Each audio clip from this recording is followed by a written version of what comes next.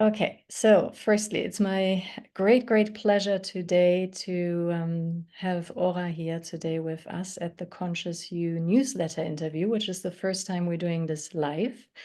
For those of you who don't know me, my name is Nadia Taranchevsky. I'm the founder of Conscious You, and we create and deliver scalable online coaching programs, but also are gathering a community that I call the Conscious Tribes community, in which we invite other members of other communities for a deeper exchange about something at the intersection of getting conscious, sort of the inner work we all need to do, and building community and how we can create that in a way that works.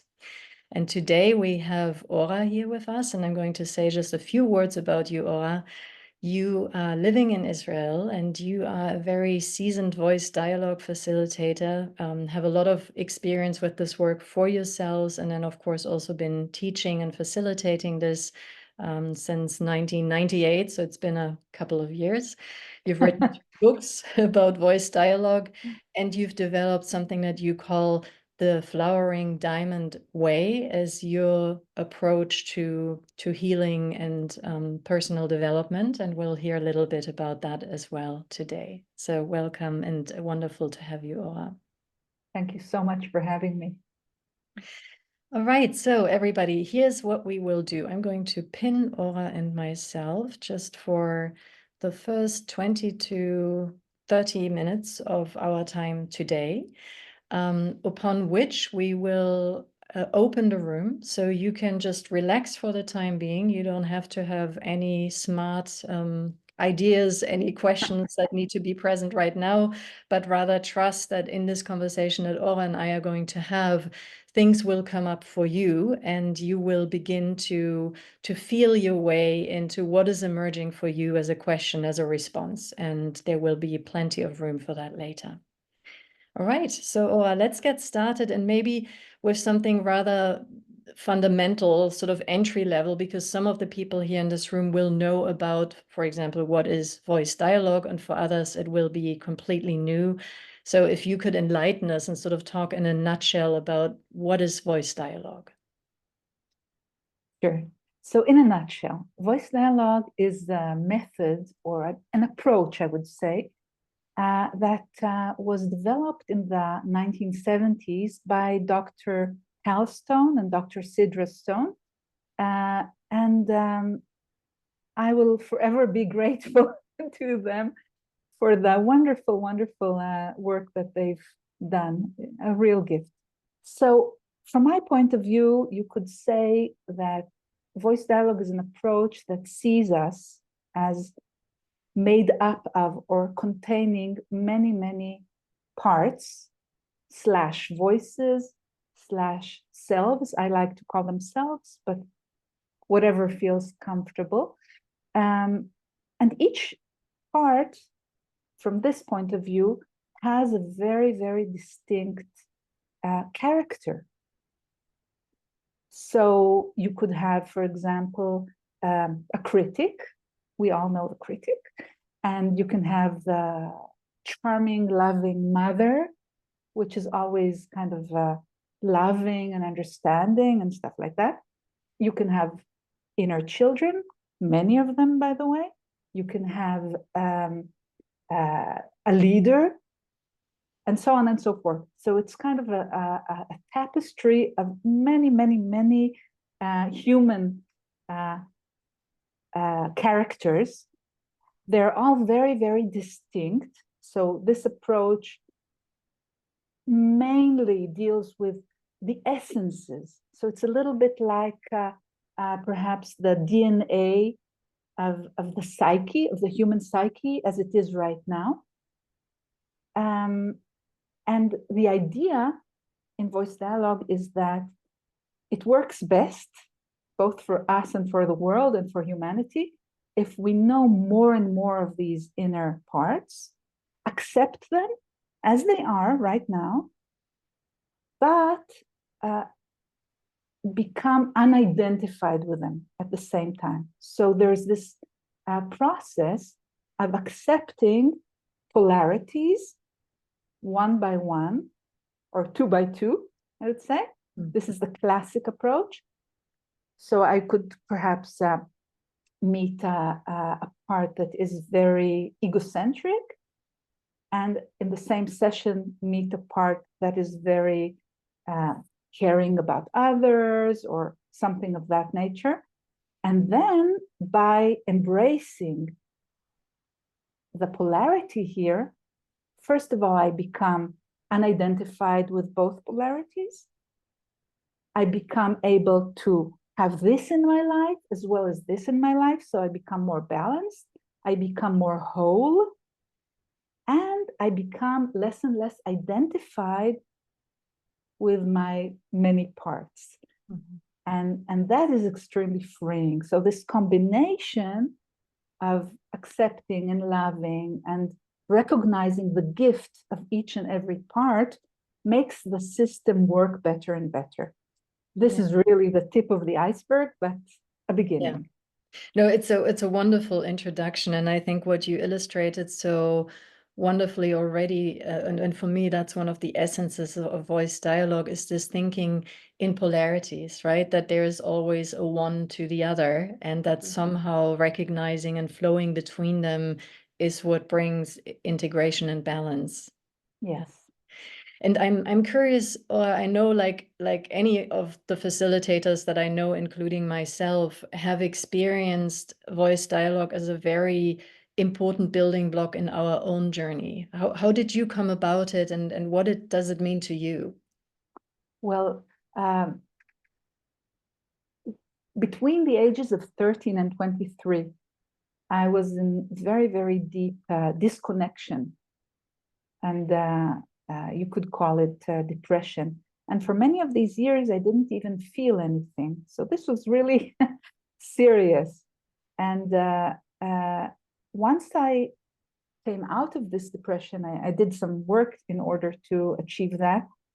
One of the things that really helped me immediately afterwards was this amazing meeting with the concept of voice dialogue and the inner selves, because what it meant for me was, oh, it's normal to have all these different sides in me. And it's okay even to have sides in me that are not that socially acceptable, or that are mean, that aren't nice, that are male and not only female, many, many things. So this idea that A, it's normal, and B, it can be a huge gift, was so freeing for me. And so it opened a very important door for me to really enjoy this extreme richness that I found within me and within others. And also it was a pathway to understanding other people.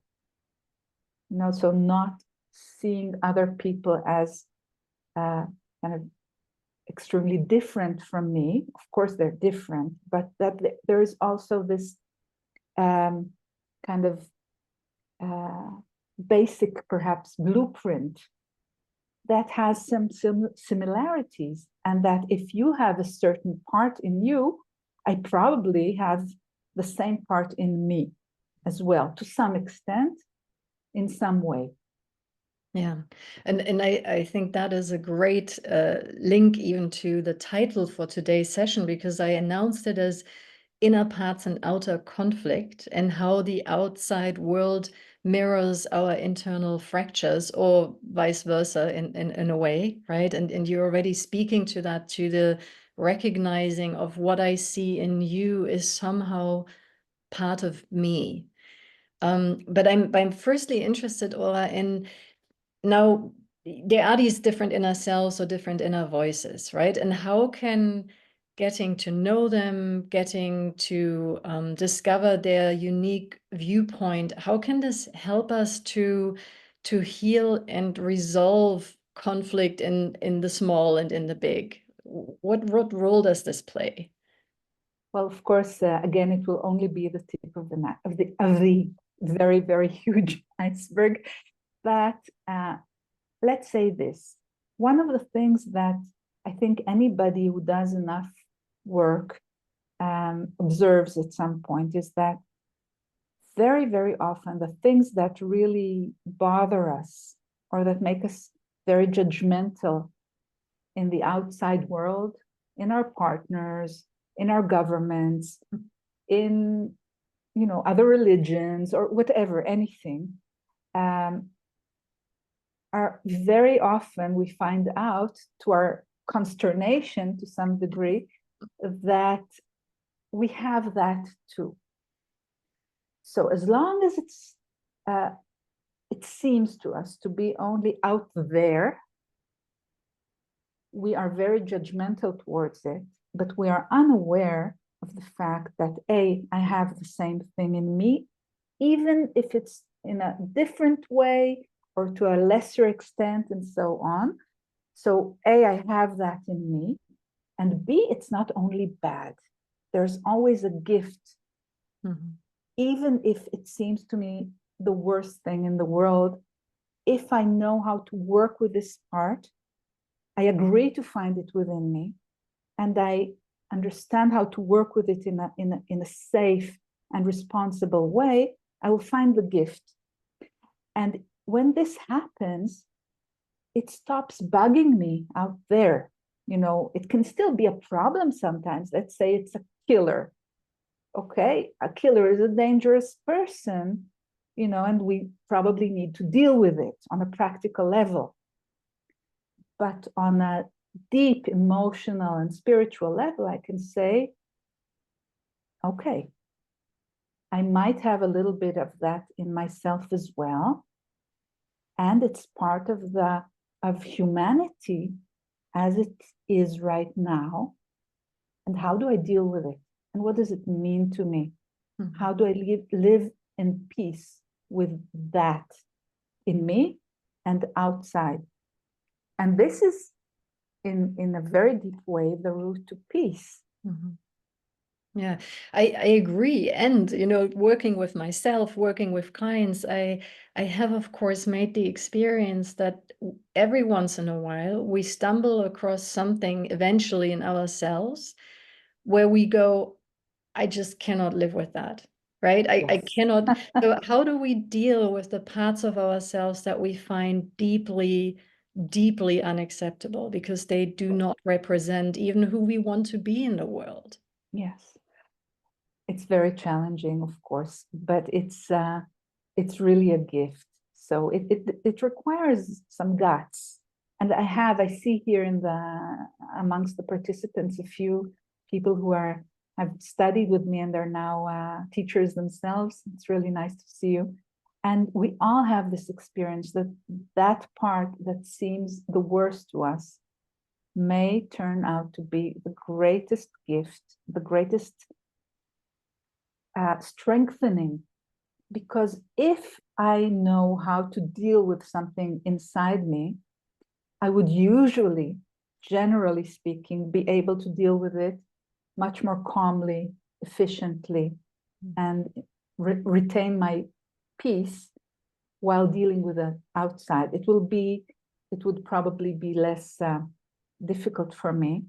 And then it's as if I have less and less enemies, less and less problems in the outside world. Of course, there's a lot of work to be done, so I don't want to make it seem that easy, because it is challenging. Yeah, but for me, this idea that even the worst self has a gift to give has always been the major thing that makes it easier for me to accept such selves.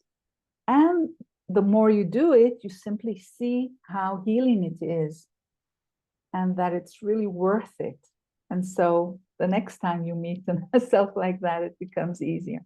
And when we continue on this path of sort of learning to first discover, then to embrace, then to maybe even appreciate the parts of us that used to be, what I call the basement children of our soul, right? That we locked up in the dungeon deep, deep down below. there is still, I find often this challenge in managing even internally positions within myself that might have very different viewpoints on the same subject matter that I'm perceiving in the outside world.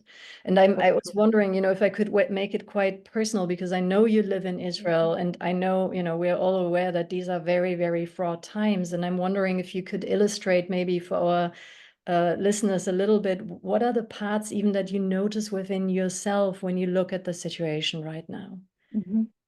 Sure. I'll give an example. Of course, when in October there was the Hamas attack, or missiles falling all over the country, or stuff like that. One of the first inner parts that kind of pop out can be inner children that feel vulnerable, that feel afraid, that wonder what to do and what might happen and stuff like that. So that's one of the things. And yet, very, very naturally, I think, selves that want revenge can come up. Now, it doesn't mean that you actually act upon it, okay? Or, if you're aware enough, you just say, okay, this came up. How interesting. Let's do some work here. There can be, and there are parts that feel deep sadness about the whole situation, both for Israelis and for Palestinians, for people living in Gaza. So this is just again the tip of the iceberg. So there can be both the ability to see that that each part on a collective level, as well as a personal level, has a point of view and has a way of experiencing life which can feel extremely true and the only right way to experience things for that part. But if we're experienced enough and we're open enough to examine it, then we will discover that, if the other side seems to us to be really evil, we might find something similar in us if we look, if we're honest enough. And if the other side seems really aggressive, we'll definitely find something like that in us, and so on and so forth. So it's kind of, again, it doesn't make everything that people are doing right. I'm not saying that at all. This does not, the fact that we have a violent self does not make it okay to be violent. But the question that I always ask myself, my students, is, but what really works? So if I tell myself that the other side is wrong and I'm right, whether it's my partner or my daughter or the enemy, of course, I just make the issue of growing polarity worse and worse, and the ability to see the similarities and those things that we all really, really desire, if we really look into it. It makes it very, very difficult to see it if I'm in a polarized situation. But if I manage to see both polarities, then I can, be much clearer. Yeah.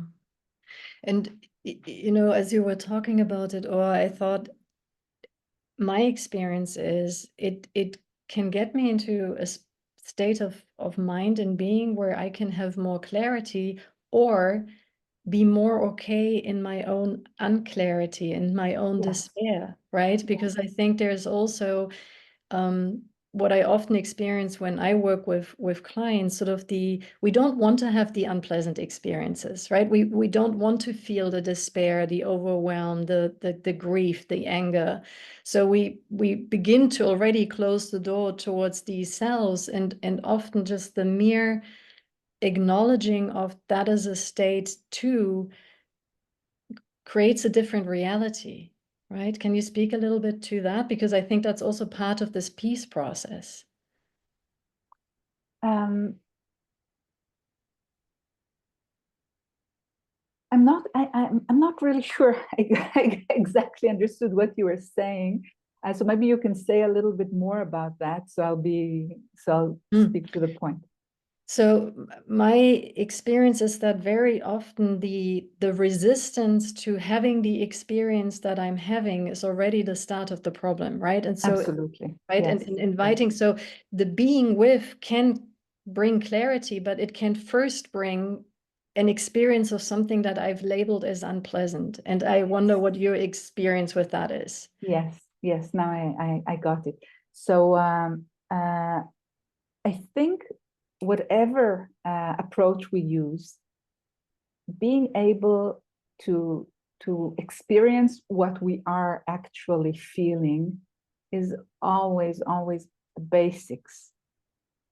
So if we talk about it in terms of parts, you mentioned something that I think is very common now in the world, is despair. What's going on here? What might happen next? And so many of our inner parts are really do not want us to feel bad, do not want us to feel vulnerable, do not want us to feel lost and confused and too sad, too emotional and stuff like that. So what they often do to us is that they block it. Mm-hmm. Now, if we're not really aware of what's going on, we might be quite unaware of what we are actually feeling, what's really going on. And then this really makes things become terribly stuck. Mm-hmm. Because if I'm not completely ruled by, for example, a part that wants me to be always functional, then, I can notice, for example, that I'm becoming a bit disconnected from my emotions and say, oh, are you worried about something that I might be feeling or experiencing? And kind of have some kind of conversation with this part. And then afterwards, I'm less identified with it. And I can look inside and say, so what's really going on?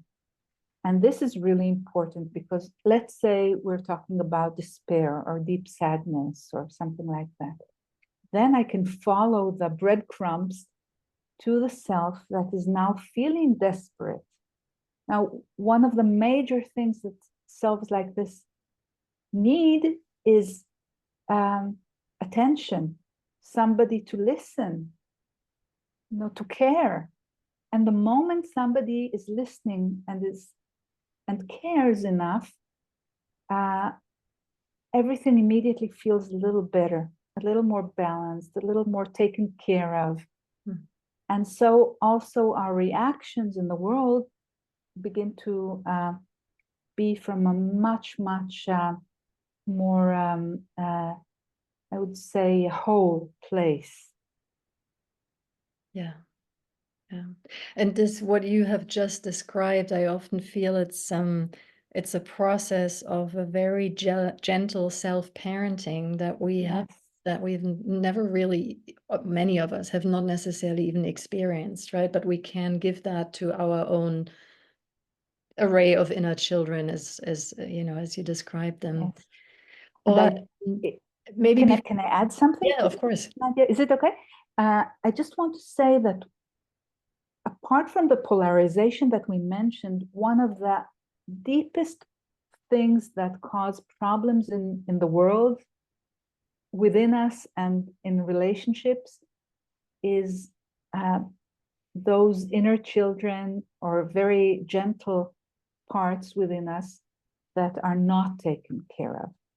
Because when they are not taken care of, some other selves have to take care of them, sort of take care of the situation. And this leads to a lot of the situations where violence erupts. So it might seem as if it comes from other reasons, but very often, if you look deep enough, you see that there is a deep pain or fear or something like that that we are not taking care of. And so perhaps a violent self, excuse me, needs to, take responsibility, sort of. And of course, it never works well. And kind of try to protect our vulnerability by being violent or by being judgmental or by being, all sorts of other things. Yes.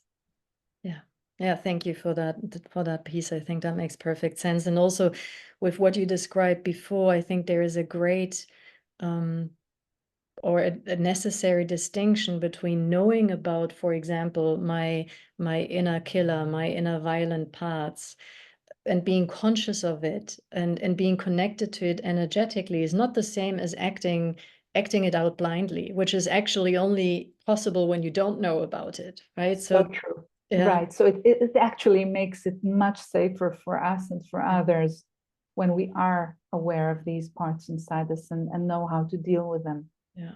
Yeah. Or with looking at the clock before I turn it over to everybody here in this wonderful space with us, maybe one more question around the collective aspect, because voice dialogue in essence and how it was originally developed is a very personal process. How does the collective figure in, and how do you bring in the collective perspective when you work with people, with groups? At some point in my life, I spent a lot of time, especially with a great colleague of mine and friend named Tim Kelly, and a wonderful group of people that had joined us to explore this. And we were interested to know whether we could use this basic approach of voice dialogue to figure out what was going on in the collective realm, should I say. And it turns out that in quite similar, not exactly the same way, but in quite similar ways that we use in voice dialogue, we can ask questions such as, who in Germany, for example, is very, I don't know, nationalistic, or can I talk with the idea of democracy, or very, very surprising things. And it turns out that these things are also to some extent like entities that you can really have conversations with. And we were deeply surprised by what they had to say and who they were. Again, it's even more the tip of the iceberg than when we discussed voice dialogue, but this just gives you a sense of what is possible and how we can really discover all sorts of forces that are driving some of what is going on in the world. Yeah.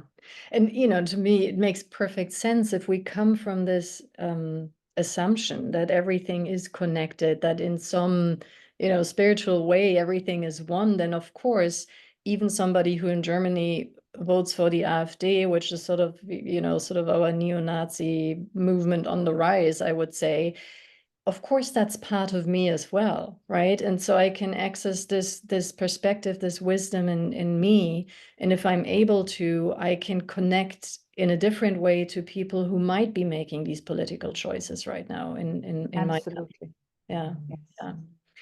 God, I have a million more questions. And maybe just to close this, can you just give us a brief glimpse into what is your flowering diamond way, just so that people have a rounded picture of what it is that you offer and bring to the world?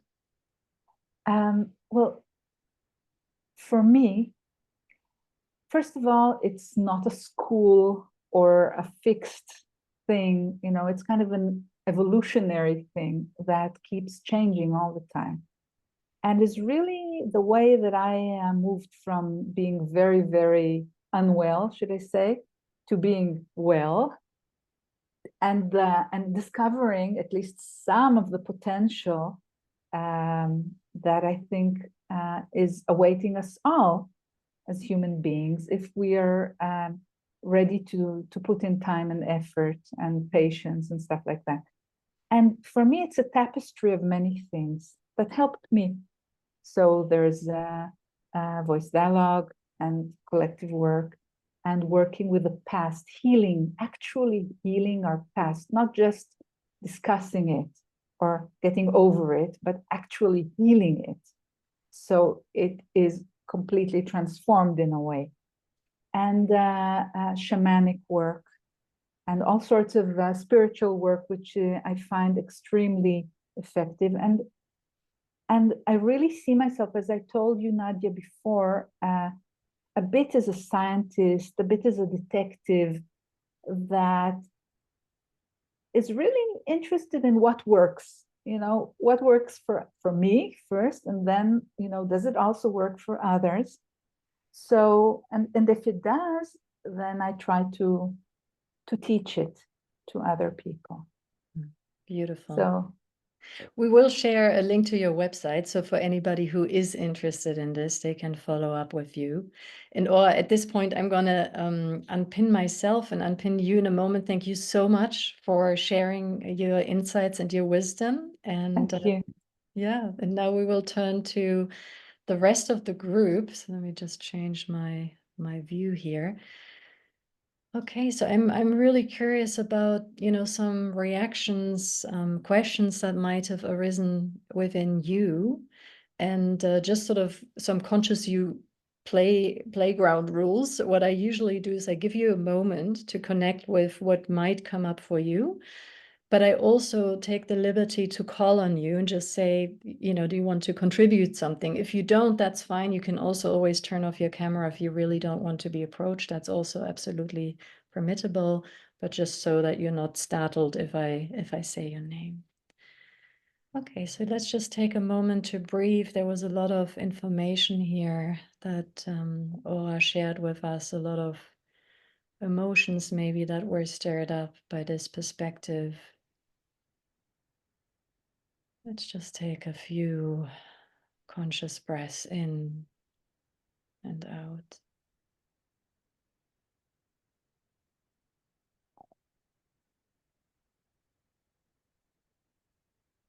Okay. So is there anyone who feels sort of spontaneously, I have a question or I have a comment, I have a reaction to this, then you can also just unmute yourself. We're not such a big group.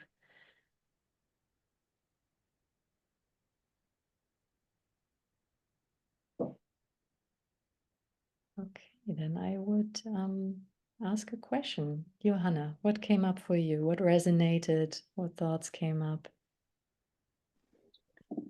Thanks, Nadia. Couple of things. I mean, I had only a little bit of contact with voice dialogue so far, and I found it quite an amazing, way to uncover the depth of what is there. But especially when you mentioned to kind of think about how this applies in the collective, I got really curious about, do you actually, or have you been able to apply this, not necessarily the bigger collective as like, okay, the whole country or a culture, but more in an individual group, say, I don't know, a team or the group of people here? Would you be able to somehow utilize some of the ways to address a part or something within such a group setting? And what would it do? Well, great question. Thanks for it. Actually, we did try that. And for example, in 2012, I was in the Convergence, the Voice Dialogue Convergence in France. And one of the main things we did there using this collective approach was exploring a little bit what was going on in the community of voice dialogue. That was fascinating and often very surprising. So yes, it is pertinent to small groups, big groups, countries, humanity, and even more if you're open to that. So yes, you can, in a way, talk to anything. Or to illustrate Johanna's question, because I think that was a wonderful question. Can you give an example, sort of what was the entry point to look, for example, at the voice dialogue community? How did you discover or name then the parts that were addressed? Wow, I'm not sure I remember the details that well, but for example, I think it's okay for me to say that. You know, I'm not sure if I'm answering you exactly, but I think it'll give something useful here. At that point, some people in the voice dialogue community were attempting to create an academic not magazine. Yeah, that was the word I was seeking. And we didn't have a lot of time. It was just you know, maybe a 2-hour demonstration or something like that. And there were problems around that. And then I could ask, for example, and that is quite similar to what happens sometimes in voice dialogue. Is there anybody here in the voice dialogue community that, or without it, that is against this new academic voice dialogue magazine? And one of the things that happened, for example, was that academia suddenly arrived. You know, sometimes it takes a while to understand who you're talking to. Okay, sometimes the part knows immediately, and sometimes you need to discover. Sometimes the part knows it's against something, but doesn't know exactly who it is. But in this case, as far as I can recollect from so many years ago, it immediately knew who it was. And it said, this will never succeed. And this was like a wall, kind of a wall of granite, you know. Voice dialogue will not go into academia. Now, and then you can work with it. Okay, but you know what you're up against, or what the players in the field are. In the same way, you can find people within the community that view voice dialogue in very different ways. So you could say, who in the community thinks that there is need for more regulation, for more rules, and who doesn't? And then you have two very different sets of people who feel that something comes through them that is relevant to this issue. Can I ask a quick follow-up question, Nadia? So when this academia came, was this then represented through different people in the room who basically manifested this, or just one? I'm just trying to visualize it also a bit in my head. It can work in so many ways. Sometimes it's through one person, and sometimes it's through 3 or half the people in the room sort of feel, and it can be various facets of the same thing. I recall, for example, you know, this was quite unusual. You know, it's not the usual, but I recall one day we were kind of working in the group, and something came up that had to do with the secret services of Israel. Now, nothing secret came up there, but so I can freely discuss it. But it was kind of more the energy of the secret services, and many facets of it came up. It's usually fascinating and surprising. So usually with this type of work, if it's not surprising, then it's probably not that authentic, I find, you know. Great. Thank you. Thank you, Johanna, for this question. And what it prompted in me, and Ora, through your sharing, it became much more clear, was noticing also the difference, for example, with constellation work, where you have a much more clearly defined and already named entity that then is placed in the room somewhere and can be, you know, transmitted through. And in some ways, the process you just described is much more emergent. And the image I had was we sit all in this pool of energy, and we call forth a particular energy, and that finds its way through one of the people at first, that then begins to voice something from this energy, and others may also, right? So it's nearly as if the energy begins to know itself by inhabiting these voices, right? So true. And of course, just to kind of give a little bit more about this, we often, at that point, when we did a lot of this type of work, we very often had a subject, but other times we were simply open to what needed to come up, because we have no idea what needs to come up. And if we know how to do the work responsibly, and that's really important, because this is high voltage work sometimes, then if we know how to do it safely and how to balance it and not kind of be overtaken by it, then we can be very open and just say, okay, does anything need to come up that we don't have any idea about? And very interesting things came up that way too. Beautiful. Thank you for sharing that. Okay, so let's have a look. Anybody who now has a moment of, oh, wait, I want to say something. Hi, Heidi. Fox? Also, a few of my students who are already teachers themselves, some of them, if you have anything interesting to add to the conversation, you have a lot of experience yourself too, then feel free. Fox, I just wanted to, yeah, you had your hand up, I think. Yeah, you go and mute yourself. Thanks first for the interesting conversation. That's very inspiring. I had a thought. Okay, let's say my inner voices are constantly in this dialogue, rather more like a fight, actually.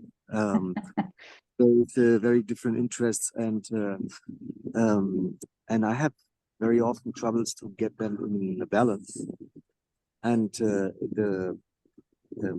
basically, it's the instance of my consciousness that is kind of ruling there, like the king, who tells all these voices to shut up, or to kind of speak up, or to that everybody gets what they want, you know. And if I apply that on a society kind of level, that implies that we need something that replaces that kind of consciousness that I do have in order to regulate the conflict between my voices. What is your thoughts about that problem? Well, of course, as much as it is challenging on the personal level to do that, it seems even more challenging on the collective level. I tend to believe that the more of us do our personal work, the easier it might become for these things to work themselves out collectively. Now, it's kind of, you know, we haven't seen it happen yet that much, but I really think a lot hangs on our commitment to our own process, while always remembering that it's not only about myself, you know, that I'm doing it, first of all, for my well-being and balance and wholeness, and then, but I also care about the world and humanity and other people and my family and so on and so forth.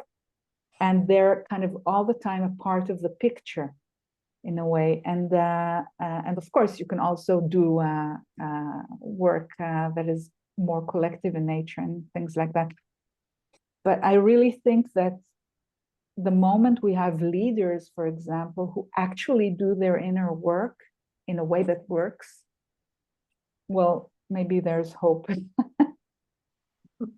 And Fox, something that came up for me when you were asking this question is, firstly, I think it's beautiful that you already made this connection of where is there a mirror and how am I treating myself, and what would that then mean if this is how the, what does this mean for the collective? If this is what I'm trying to do within myself to keep control, how is that mirrored in the outside world? And when we connected to Ora's invitation to continue doing my own inner process, my own inner work, one of my findings is that when this fight continues to go on within me or within a client, it's often because I have not actually given these perspectives enough room to speak their perspective fully, right? So I might have had a moment of checking in with them, and then I feel, okay, now you had, you said enough, and I'm moving on because I have things to do. I've got a life to live, right? But to maybe consider who needs to have more space, that would be one of the questions that came up for me. So true, yes. I agree. Very often, the moment an inner part feels that it has really been heard and is really respected, not sort of respected, and really is allowed to have, at least I sometimes call it a niche in our inner house, if not the whole room, then they tend, generally speaking, to relax a bit and to feel that they don't need to shout and to, in order to be heard. And then things tend to work much more easily. And of course, the moment I accept, for example, an aggressive part in me, then even encountering it outside in the world would be somewhat less rattling, for example. So this is really the way the inner work really almost immediately makes for a more peaceful kind of atmosphere that we live in. And it really affects others. It's amazing to see. Even on the road, I often see that if I'm driving and I'm really, really in my, what is called in the voice dialogue, the aware I or the aware ego, then usually less problems happen around me on the road. Yeah, thank you. Kerst, you have your hand up. What's your comment or question? Yeah, thank you. Nadia, some time ago, you introduced us when we were working in a group with you to a voice dialogue, and I tried it a bit and really loved it. But I have received a training a few years ago with my coaching training in a German method that's called the inner team. I don't know, Ora, if you know it. And in the meantime, I heard there are probably several other systems like internal family systems and so on. Could you say something about, is this all more or less a blend of the same things? Are there big differences maybe in the view of the system and so on? I'll try. Well, first of all, there are more and more systems that see us as having many parts, which is a blessing in itself, that whatever the systems are. And I admit that there are many systems that I don't know enough to discuss seriously. What I can say that is really very powerful and works really wonderfully about voice dialogue is this, first of all, absolute acceptance of whatever comes up. So there's no judgment at all. So some systems still call certain parts, bad or problematic or stuff. So voice dialogue doesn't do that at all. So it's a completely non-judgmental system. Another thing that is really seems to work really well in voice dialogue is that we always work with two polarities. So this is really it makes the work very, very balanced. Because, for example, in some systems, you might perhaps work with one self, which is also wonderful, by the way. It's definitely better than not doing it at all. But you might get stuck in it to a certain degree. But if I talk with a little girl, that is always nice, and then I talk with an inner part that doesn't give a damn what you think about it, you know, wow, that's really empowering. Like, even as I said it, I felt that rush of energy just by stating it, that this is fine, and I can embrace both of them. And then another very important thing about voice dialogue is this, the centrality of the aware I, as I like to call it, or the aware ego, as Highland Sidra Stone called it. The aware I is not a self, it's not a part, from my point of view. You can say it's everything and nothing at the same time. You can say it's kind of a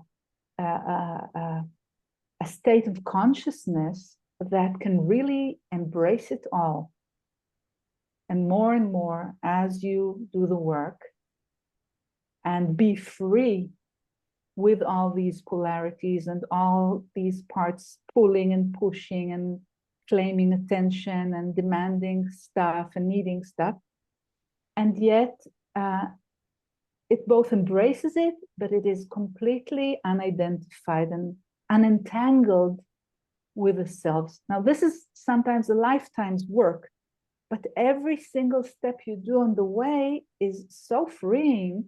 Sometimes it also solves various problems. You know, people kind of work on problems of relationship and money and all the sex and all the issues that we have. But for me, apart from this solving problem thing, which is of course very important and good, it's really a work that has to do with becoming free of ourselves while loving ourselves and really having freedom and being whole. Maybe I can add one point to, hi everyone, the embodiment of the selves, that you actually move to another place, or even without moving, you embody the self and let it come through you without knowing beforehand how it's going to be, who it's going to be, what's it going to say. Yeah, that works. Wow, thank you for adding that, Alma. So true. So it's not in the head. It's a very embodied way of working, and the more embodied, the more it works. A very, very important thing that you added here. Beautiful. Thank you for this differentiation. I think that really made it very clear. And of course, you know, what you said is also very true from my perspective, which is even the surfacing of all of these different systems now that work with inner parts and selves is wonderful, because any of them will get us closer to a more holistic perspective of life and people and our complexity. And there are some things about voice dialogue that I have not found yet in quite the same way in other teachings, and the two of you brought it to a very condensed point. So looking at the clock, I would love to call on just a couple of you just for a brief checkout. Sort of, what is your gold nugget? What do you walk away with? And just so that I see your names clearly. Malgosia, what about you? What's your takeaway from today? I'm terribly sorry I was late, and I'm really angry with myself because I feel I missed something. The beginning of conversation, which I really regret.